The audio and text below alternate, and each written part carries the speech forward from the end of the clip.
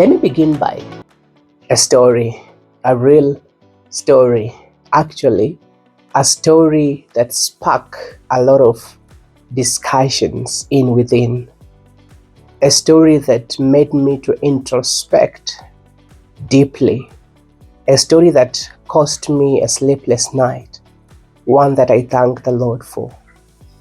I remember some time back, I was into such an awesome investment that was really paying me off in dollars. And with the exchange then soaring, the returns were incredible. Every payout felt like a win to me. And for a while, I genuinely felt like I was on top of the world. I wasn't just earning, I was thriving, getting real dollars. But then, about a year later, that investment went down. And when it went down, for the first time, I did something that I hadn't done before. I sat and downloaded all my financial statements for the year to just see my financial position. And what I saw, it left me speechless. My net balance, it was less than $300. Now, a year later, and my balance is less than $300, given the kind of inflows that I was making, like real inflows. I was shocked, I was speechless, and my statements, they could only tell a story of a leaking pipe. Money in, money out, nothing left to show for it. I spent a sleepless night just staring at the ceiling, replaying every financial decision that I had made, the impulse buying. Every moment I told myself I'll figure it out later. And at the end of the day, it was such a wake-up call for me. A wake-up call. I never knew I would be in that position.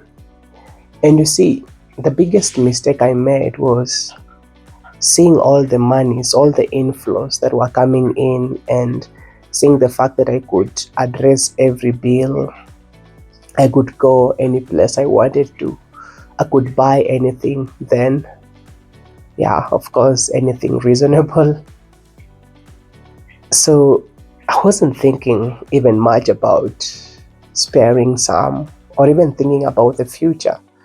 I lived in the moment. I lived a day at a time. Yeah, and there wasn't anything left for the future. But that wasn't just a wake-up call about money. It was a wake-up call about awareness. It was a wake-up call about discipline and the cost of financial ignorance. Because honestly, I was financially ignorant. And I thank God because of it, because then after that sleepless night, I began to rethink my life.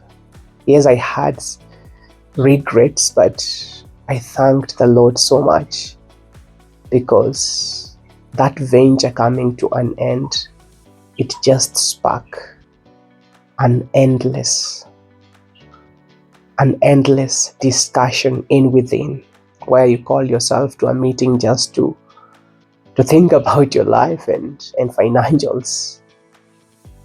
And that brought me now to see this whole aspect of financial literacy as something that is a necessity for everyone. Sometimes you might not understand some things, but they are really important. So what is financial literacy really? Financial literacy is not just about knowing how to save or to avoid debt. It's about understanding the language of money, how money moves, inflows and outflows, how money grows, and how it can work for you or against you. Basically, financial literacy is knowing the difference between assets and liabilities. It's understanding the power of compound interest, how compound interest can either build you wealth or bury you into debt. It's about budgeting, yes, but also about mindset, discipline, and long-term vision. Think of it this way. If life is a journey, then money is the vehicle. Financial literacy is how to drive it. So, if you have a vehicle and you don't know how to drive or to navigate, then it's useless. And that just shows the essence of financial literacy. Here's the truth, by the way.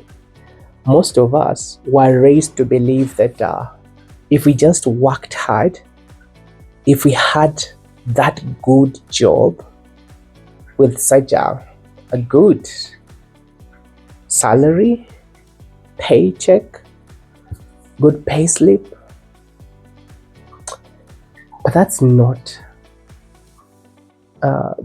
the case actually, because a good job, a good payslip does not translate into you falling into the right place, or rather it doesn't translate into things falling into place, because the systems aren't designed that way. You can be earning 1,500,000, whatever monies you're earning, but without financial literacy,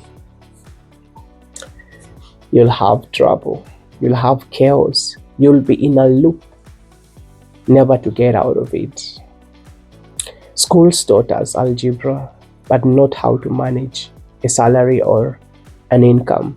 We learned about Pythagoras theorem, a squared plus b squared equals to c squared, those things, but not how to build credit. And so we enter into adulthood with degrees, good papers, awesome dreams, and debt, but no roadmap, not knowing how to navigate. And so we find ourselves learning through mistakes, through overdraft fees, through bounced checks, through borrowing from friends and avoiding to take their calls. I know you know this, where you borrow money from someone and you avoid picking their calls because you think that maybe they want to ask you about that money they lent to you. Yeah. So in today's world, basically, financial literacy is survival. I mean, the cost of living is rising day in, day out. Jobs are changing, side hustles are becoming the norm. And if you don't understand how to manage your money, someone else will. And trust me, it will not always be to your favor. It's not just about being rich, it's about being free. Free from stress, free from living paycheck to paycheck, free to make choices based on purpose and not panic, not out of panic. See, most of the times we find ourselves making choices out of panic when we are in a fix and things like that. So in this series, in these 6 episodes, or in the following episodes, we'll be going to break down these things. We'll talk about budgeting, the kind that actually works. We'll explore debt and how to manage it, how to escape it, and how to avoid it at all.